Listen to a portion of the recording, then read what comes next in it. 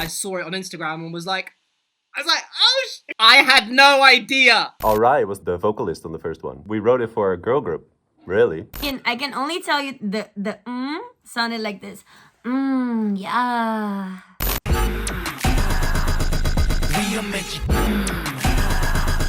Hey guys, how you doing? And today we are going to be speaking to 3 of the members of The Hub Korea. They co-wrote Treasures, and we are super excited to be talking to them. FYI, we are still in lockdown in the UK, which is why me and Stevie are separate. We're going to be joining these people all over the world in Korea, the Netherlands, and the UK. So let's bring them on. Thank you very much for joining us. We are so excited to talk to you guys. First of all, do you want to each introduce yourselves to our viewers? Hi, I'm Arai. I'm a singer-songwriter and rapper from The Hub Korea. I'm currently in South Korea and I am one of the co-writers on Treasures.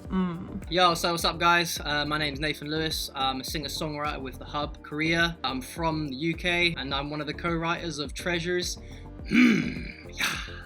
This is Jan, also working with The Hub, and I'm in Holland actually. I've been writing for K-pop for a couple of years now, and it's probably the one I feel most proud of. So it's pretty clear we're talking about Treasures. We're really excited to talk to you guys about it. How did the collaboration come about? We were in a camp in Korea. This is about a year ago now. Back in January, yeah. Almost a year.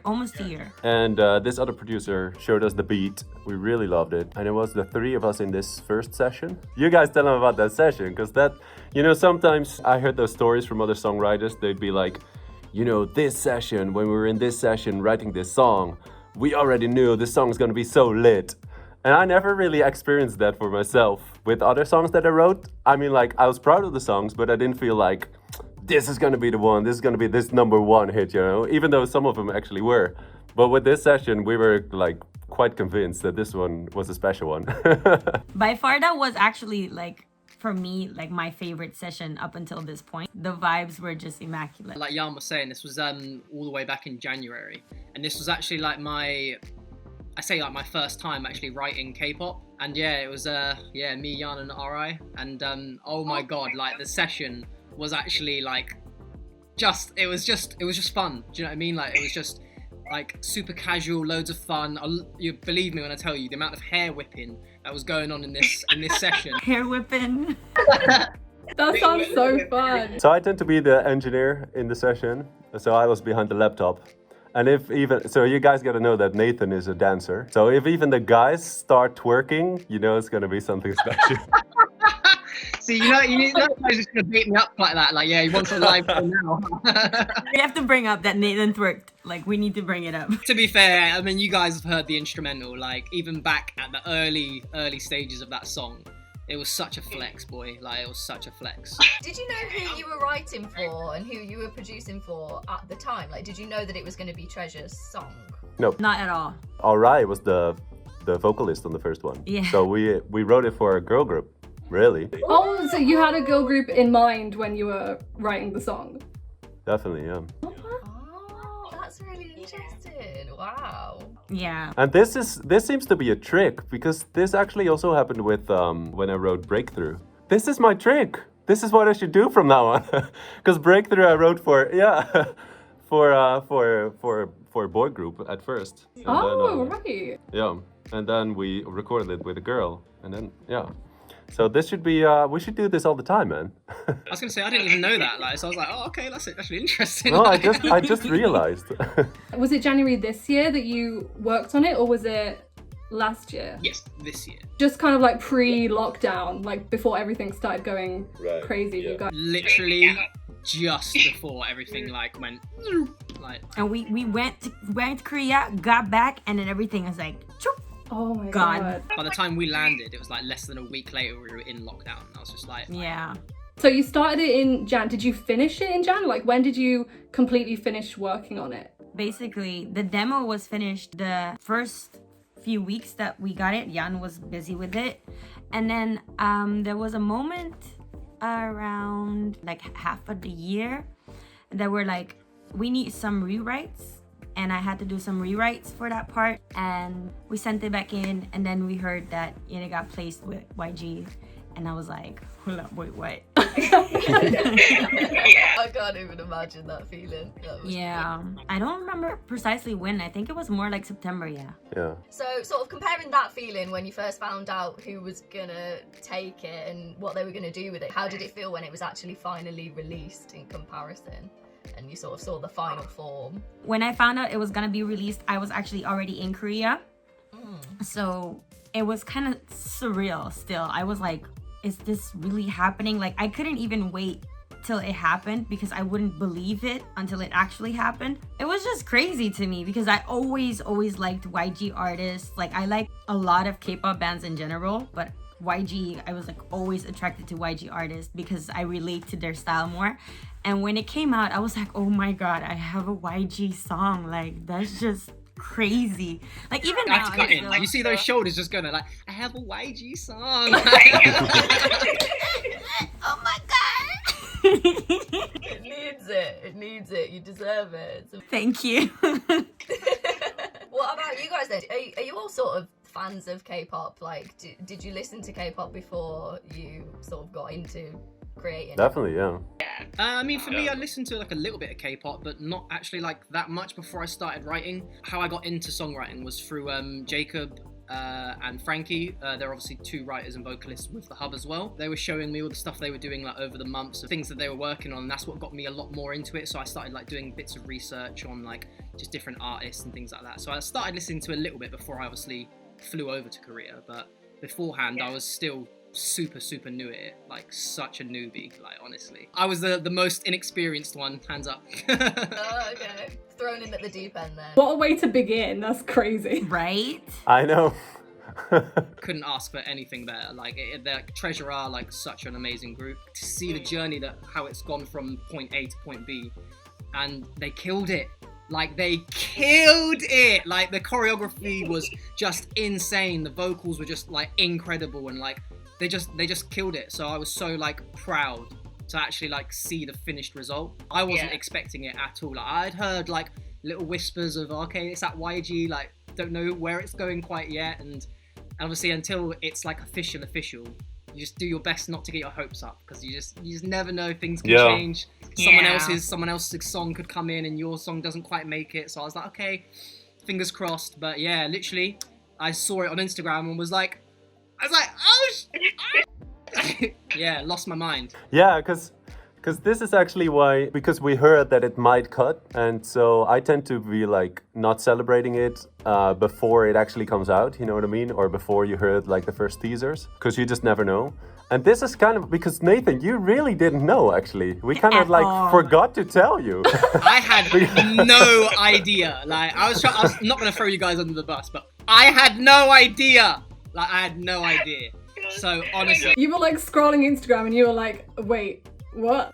Literally, That was this is what literally happened. it, though. I heard a familiar instrumental and I heard like a vocal chop, and I was like, wait a second. I was like, rewind that, played it back again, and was like, oh shit. I was like, that's the song. Like, so literally screenshot it, put it straight to the group chat with these guys. I was like, somebody want to explain this? Yeah, man. I literally went from 0 all the way to 100. I just lost my like that. It was mad. And then I was like, oh yeah, Nathan, I forgot to tell you. It was a good way to find out. Do you know what I mean? It's my very first cut, so it was a really good way to find out. I would so love to listen to that version. I would love that. It's good. All we can say that is good, but we can't show you. I can only tell you the sounded like this. Yeah. There you go. Beautiful. Love it. Oh, I so want to hear it. Damn it. It's quite, I say not even different, but like, do you know what I mean? You can still see like a lot of the essential rhythm, words, all that. But yeah. It was a vibe. The first demo that we did was a filthy, but it was a vibe though. Oh my god. Oh my god. YG really knows how to record vocals and how to like finish a product. It sounds so good. It's not always like that when you write songs and you hear the final product. Sometimes it's like, well, yeah, sure, this is all right. but like with YG and with this one, they just nailed it. It was really, really good. They kept their reputation where it is, like always, is YG. You guys had an amazing reaction when you realized it had been released. Such a good story. And then after that, do you guys like to look at the response and the reaction, or like do you avoid it? I'm in that comment section almost every day. Oh, Okay, yeah. Okay, yeah. Especially when you have a shitty day, right? You're just like, Yeah. at the end of the day, actually. I feel better now. The response to it has been like so good. Treasure fans are like, they're so loyal and they're so dedicated, and they like, they just love everything the boys do, and I actually respect that. Do you know what I mean? It's really nice. When the song first came out, I chose to just stay away from reviews literally for the first like week or a few days, and then obviously after talking to these two, they were like, yeah, like, let's just watch some reviews. And I was like, okay, watched one, and that was it. I opened the floodgates, and I've literally seen about 50 plus different reaction videos to it now, where everyone's just like, oh, as soon as the everyone's like, ah, and I'm like, yeah, that's exactly what I was like. Yeah, that's the thing I enjoy most as well. It's fun to share as well, because like some people around me, like my mom and dad, they don't really understand what I'm doing, you know what I mean? But when I show them the reaction of people from all over the world, because like there's people from Nigeria reacting to that, and when they see those kind of reaction and how much joy it brings to people all over the world, they're like, this kid is actually doing something good. You're doing good, son. I've seen so many reaction videos from like singers, performers, to like music execs, to fans, to dancers as well. Like the dancers' reaction videos to Treasures is ridiculous. Yeah, I was gonna ask you about that, Nathan, because like in the session you were even like coming up with some choreo yourself, right? Little bits, yeah, little Did bits. you actually feel like the choreographers of the video came up with kind of similar moves or stuff that you also came up with? I remember when I was, the bit that we filmed, because I remember obviously I was dancing like throughout the obviously session, but obviously the little bit that we filmed, I think when we sent it to Caesar, I remember that little bit, and I think it's very different to that, but the choreography is just so good. It's very strong. It's very strong, and the musicality of it is next level, because it's very small, intricate movements, which is how I like to dance anyway. Obviously the dance break at the end, like, ugh, do you know what I mean? That part. Ross. They did get your hand right, because you was doing that hand all over the place the entire time. Yeah, that's true. It was, yeah. Oh, what, from the oh yeah, true. Instead of this one, it was this one. Yeah. Yeah, Oh, true. my God. Actually, I did actually forget about that. It was this. It was this. That's true, actually. Yeah. that is like the move. Oh, bro! I actually, like, you know, oh my god, that actually just sunk in. Because I actually only just realised, because I remember in that video, I was like, yeah! I actually remember that. Oh, that's actually funny. You better expect a call from YG asking you to come up with some choreography. Mate, honestly, for the next video, man, I'm expecting my phone to be ringing, boy. Like, I'm ready. I'm ready. But yeah, like, the choreography for it is just so good. Because, you know what I mean? Standing on each other's backs, like, everything from the and I think one of my favourite ones is where they're stood, like, on the second, like, yeah, and then obviously it's the gun that goes round, and then they all, like, flip on, and then, like, that was just so lit. I can't believe they were performing that dance like on stage. I think they ended up having to change it because it was so like. I heard. Sketch. Yeah, I heard the fans was kind of not happy about it. Have you thought about learning the whole routine? Absolutely. I've watched it so many times now, and I'm just like, okay, at some point I might have to actually get up and like film a video, but I'm gonna wait until we go back to Korea and do something like that then, because that'd be quite fun. So sort of, you were talking about sort of how this has reached like a crazy global audience, and obviously like you guys are fairly international as well. You know, you've all been working on it separately. So you guys worked on this obviously because it was pre-lockdown together. But how has this year sort of impacted how you work? Like, have you found that it's easier because you know you can do things like this, you know, talk to people on Zoom across the world, or has it been a little bit more challenging? It didn't change much because we do have Zoom sessions. Like, we have Zoom writing sessions, especially while we were in lockdown. Our team was also just here. Like, they left. The other two members left today. and a few of them left 2 days ago. So like we also came together again to write more and But with lockdown, it's kind of been like Zoom sessions, right. And that really didn't really change the energy within the team. So it's still working out really well for us. I mean, we still have sessions every now and then. It's just a little less, and I do miss it, to be honest. On the other hand, it's a good time because like so many groups and labels are investing in getting more songs ready for when everything is opening up again. So it's a time of investment, and yeah, I feel like I learned a lot as well actually during this time. Just because I had more time to work on my mixing or work on my just that kind of stuff. Are you kind of creating like a big bank of songs ready to like Definitely go? Yeah, like lots. I feel like there's hundreds, literally. Oh my gosh. Oh my god, yeah, that's exaggerating. I don't think it is. Like especially with the entire team. Yeah. I keep hearing myself say and then the song comes into my head. Yeah. Yeah, that's why we did it. Clever. But yeah, that is actually true. Yeah, if you have like a song that just in daily life when you're just talking and a song pops up, that's the kind of songs that do well for a long time, right? Whenever I say one thing, I always think of that one song, one thing. Is this one thing you got me tripping? You know what I mean? Yeah. So you have those type of songs that just you keep on being reminded of all the time. Okay, so you guys worked on and the B-side of the Chapter 3 album, which is Orange, that was co-composed by one of the members, Asahi. What do you think of it if you've heard it? I've watched it and I've listened to it. So I like it. Of course, like you can't expect less from YG artists. That's literally what it is. Like most of the time they will get involved in the writing process. Some of the lyrics for the raps or themselves were also written by the members. So like it's a different type of artist when it comes to YG. Like they're very involved in their own creative process, and I think that's so dope. Like Orange was also really lit. Yeah, I heard it because I always like watching reaction videos anyways, not just reaction videos to my own songs. Do not lie to me. No, it's true because it's such a good, it's cool to me, you know what I mean? Like if you see reactions to certain like tiny parts in songs that actually get people gassed, then it's like, yeah, I'm gonna use that in my next song. I mean, how better to get to know your audience than literally watching them? Definitely, yeah. How did your careers actually begin, and where was sort of the K-pop element introduced? When did you start working in the K-pop industry? I really genuinely started as a K-pop fan, which is hilarious.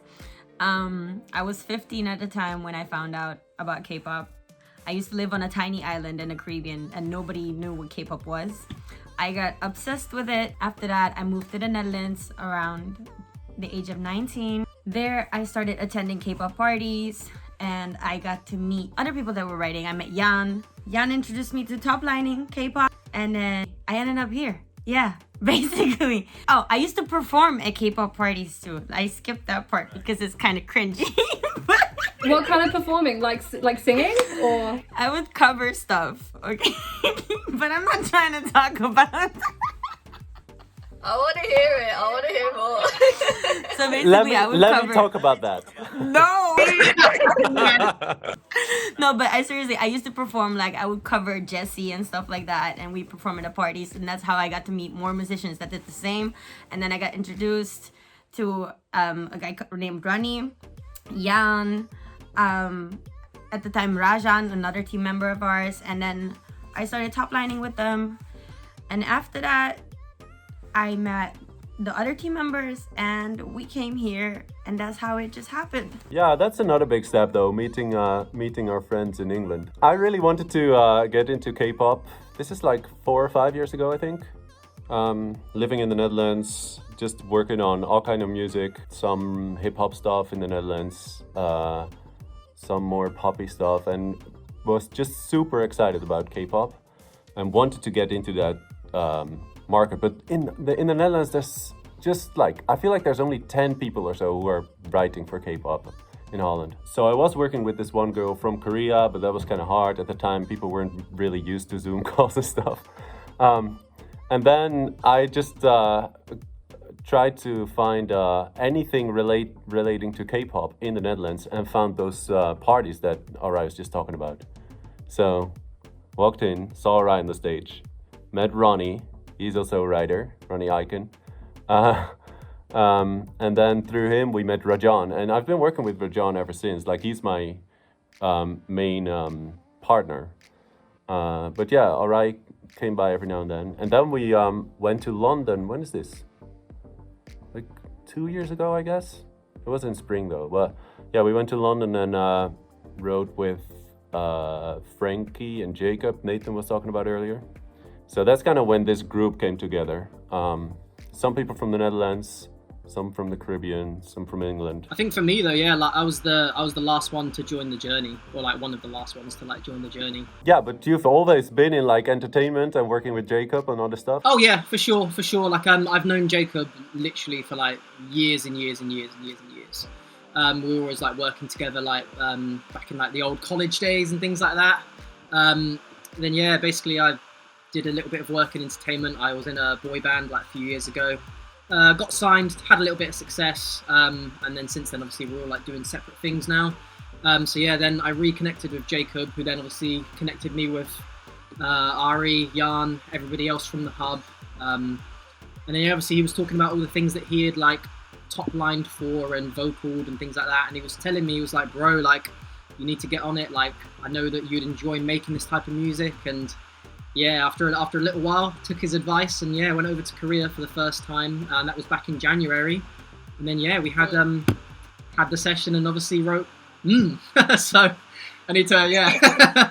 It was very good advice he gave me. So Would you say then that K-pop is like the genre that you prefer to work with, and this is like what you're happy doing, or do you sort of explore other genres? I definitely explore other genres all the time. Like I kind of feel like I wanna, even though K-pop is already super eclectic, I want to make it even more eclectic. You know what I mean?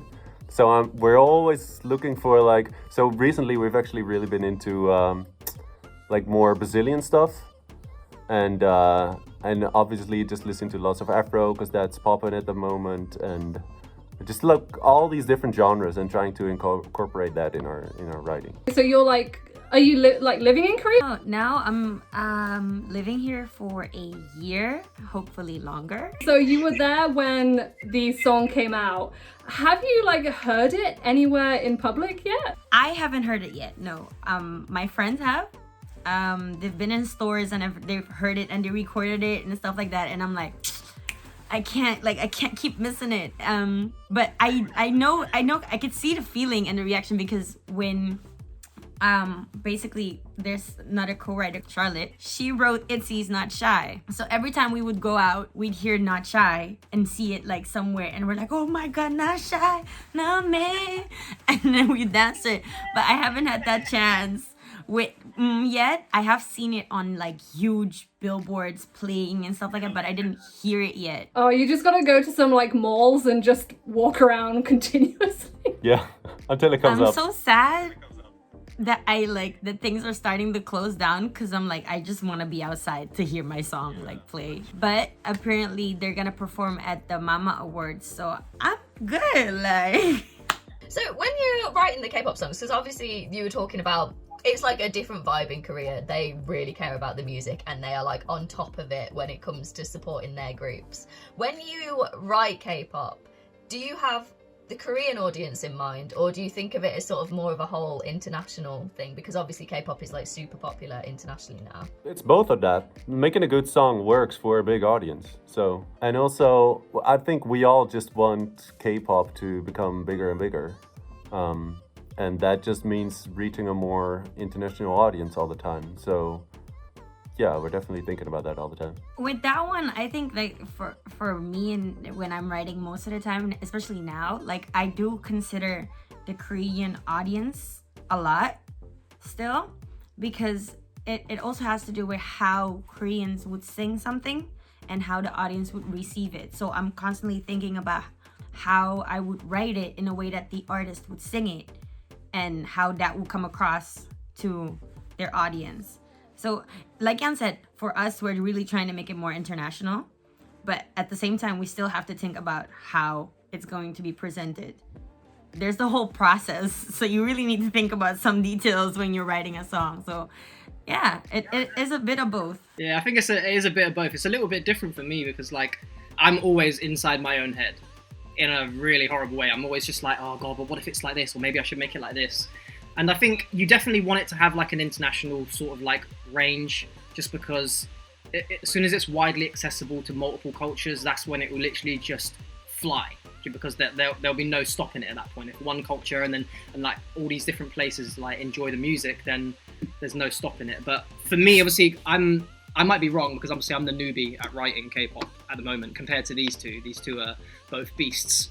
But the way I kind of work is I would write what I would like to sing, or like what I would like if I was like, I'm not a rapper, but if I was a rapper, this is how I'd kind of want to rap. So I'd rap it like this because I'm working on my own solo music as well. So that's why I'm so super in my head. So if you release what you like and other people like it, then you've got the source. People will come to you, as all you've got to do is keep making the music that you enjoy.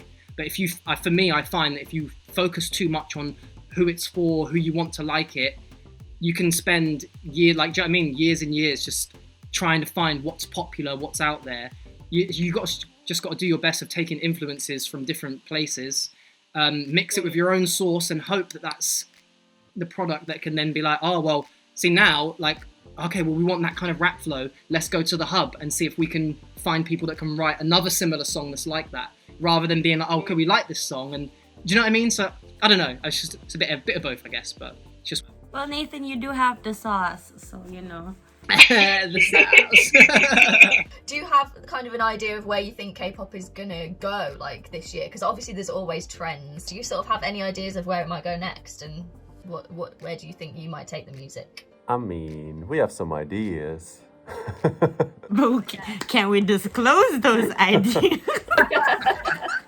K-pop fans have noticed that there's been a lot of like retro style music going on. People kind of think that like BTS started it with like Dynamite, it had a retro sound, and so now there's been like quite a lot of that. Do you think like another trend is gonna like pop up in 2021? I think one thing I can definitely say is that there's not a specific genre that is going to carry it.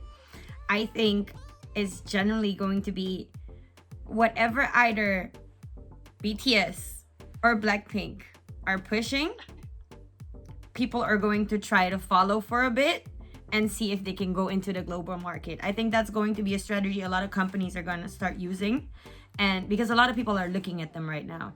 And that doesn't mean specifically that we're going to write stuff like that, but if we're trying to find a trend, because even now I can't really pinpoint one trend. You can't really do that because there's so much going on, like everywhere. But I think people are gonna try to ride on that wave going internationally. So I think companies are gonna focus on things that like can grow globally, basically. Well, if it's gonna go anywhere, it's gonna grow, because like that's the trend. That has been the trend for like 4 or 5 years. Well, really since it started, but it's definitely gonna get bigger. Just the level that these artists hold themselves to. Like, this is what I mean. This is why like going to Korea for the first time was really like such an eye-opener, because obviously the fans and like everybody, like it's a whole culture out there and they love it. But it's not even just that. The industry, like obviously I'm still new, so I haven't heard like all the stories or whatever, but from what I can see, even the industry like take care of their artists, like, do you know what I mean? Like really put a lot of effort into artist development and actually making them like icons rather than just putting them in there, making the music and hoping for the best. Do you know what I mean? So I think it's grown, like K-pop has grown like so much in the last few years, and with the level that some of these artists like are dancing to, like the level of the vocals as well as live performances and all of it mixed together, I think it's no matter what genre it kind of takes from, whether it's retro or hip hop or dance hall or whatever it is, I think, do you know what I mean? It's like fashion, like good fashion circulates. Do you know what I mean? Like back ages ago, baggy jeans was a thing, and then it went to skinny jeans, and then all of a sudden baggy jeans comes back in, and then... So that's it. It's gonna be baggy jeans, right? That's where we're going. Baggy jeans. Baggy jeans. Baggy trousers, mate. baggy trousers. That's the one, mate. Do you guys have a favorite K-pop song that you didn't work on? Nappa. Do you guys know Nappa? Crush. Oh, Crush! Yeah, you got this song, Nappa. Oh, I love that song so much. For me, I think it would probably be that XX by G-Dragon. You go back. You go back.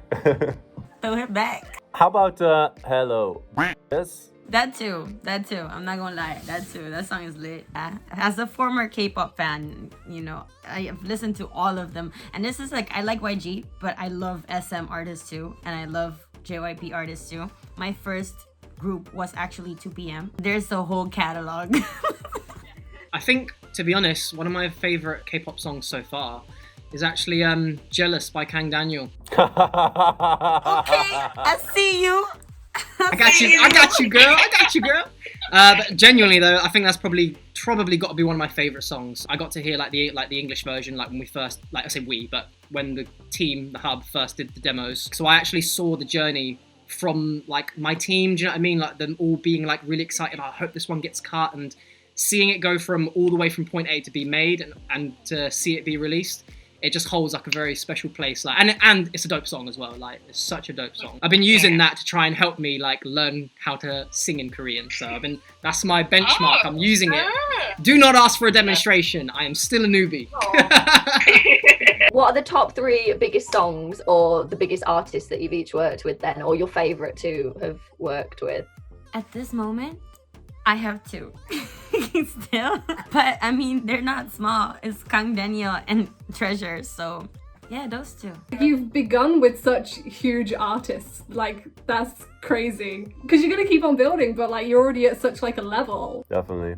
Yeah, it just also motivates you to just keep going. Like I'm like no, it has to be better now. Like it has to keep going up. It can't go down. So. Yeah. Yando, on the other hand. I mean, Twice is a good one. Yeah, that was a really cool one. Breakthrough is such a good song. I love it. Thank you. That's definitely a really cool one. So I guess Treasure and Twice are some of the really cool and big ones. Is there anyone else that you want to make a song for? Whenever Jenny does another solo. No, actually, you know what? I forgot to mention Yana. I was such a big fan of Yana. I really want to do one with her as well. My number 1 person I want to make a song for at this point is still Jessie. Like, yeah. I want to work with Jessie. I feel like I want to get to know Psy as well. Like, I feel like, you know, of course he was the one causing this whole breakthrough of K-pop, but I feel like he's doing so much interesting stuff. I would love to work with Blackpink. I'd love it. Like, that would just be like super crazy. Everyone else like on the team have worked with like a handful of people. And this is my very first one, so I'm looking to work with any and everyone that wants to. What do you guys like have in store for 2021? Have you got things like lined up or anything? More work. Like, it never really stops. Like, we're always writing, so it's just keep leveling up and keep writing and keep going and keep improving. That's literally, you can't count on any cuts. You can't count on any projects doing whatever you want them to do. What you can count on is you improving and you making better songs each and every time you go into the studio. Like, that's what you have to keep doing. That was a damn good answer, boy. God damn. That's bang on the money though, for real. Wrapping up then, is there anything that you would like to say to the fans of your music? Anything that you'd like to say to the people that are listening to Thank you. Like, I feel so grateful to the fans. Just like I said, looking at those reaction videos, people dance into it on TikTok. And especially just the fact that it's so global, you know what I mean? That I love that. Like seeing some kid in Indonesia getting totally crazy about this, or this kid in South America going crazy about it. I'd love that. And it's just so rewarding. So thank you so much to all of the fans. Keep doing what you're doing. For me, like Jan already said, like, thank you a lot. Like, it really means so much that you guys are supporting the K-pop industry like you are. And on my note, I would like to tell any other K-pop fan, like, it is possible. Like, 15-year-old me would be crying right now. And I'm here. So if you have a dream, like, legit follow it, because you never know when or what is going to happen in the future. And so many people have called me weird. So many people have called me Korea Boo. So many people have called me a lot of names. And this was 10 years ago, before K-pop was actually cool. I kept at it anyway, and eventually it became my job. This is what I do for a living now. So just follow your dreams and just keep going. Don't let anybody bring you down. I'll just say thank you so much. Like the reception and the way people have received this song has literally just been overwhelming. I don't cry very often, but I have been so close to tears with this, bro. Like, for real, like the views has just been incredible. Like the amount of comments, even on like Instagram, people like posting it, finding us, tagging us, just being like, thank you so much for working with the guys. Like, the song is so dope. Like, so I just want to say thank you to everyone for like all of the love. Ari covered it already. Like, don't give up on your dreams. Like, for real, like, I always dreamed of working in music, and do you know what I mean? Like, going from a boy band to like now working on solo music, to as well as writing for other artists, as well as one day I'd love to, like, do you know what I mean? I'd love to choreograph for artists as well. So don't stop. Like Ari said, just keep grinding, keep doing what you're doing. Like, whether people laugh or people don't, whether they criticize or not, just keep doing what you're doing. For anyone else that's watching as well, keep an eye on the Hub, boy. Like, the Hub is no joke. Like, I've only been working with these guys for literally about a year, and even with the songs that I've not been involved in, this team has literally cranked out hit after hit after hit after hit. So that's one word, is keep your eyes on the Hub. And I'm going to be releasing some solo music at some point, so keep an eye on it. a little bit of harmless promotion there. I didn't know it was gonna get that deep. That was so good. Thank you so much. Taking lives with those closing statements, honestly. And thank you guys too for this interview, by the way. Yeah, for real. It was nice. Like and subscribe wherever the subscribe button is right now. Over there. Over there. Over there. Is it Where is it? Bye. Bye. Thank you, guys. Oh my gosh, you guys, that interview was amazing. We had so much fun and we just learned so much from them. They had so much to say, and it was all chef's kiss. So let us know what you guys thought down in the comments below. Who would you like to see on the channel next for a little interview, for a little chat with How You Doing? We hope that you enjoyed the video. Please leave it a like if you did. Don't forget to subscribe, and we will see you very, very soon for more videos. Bye!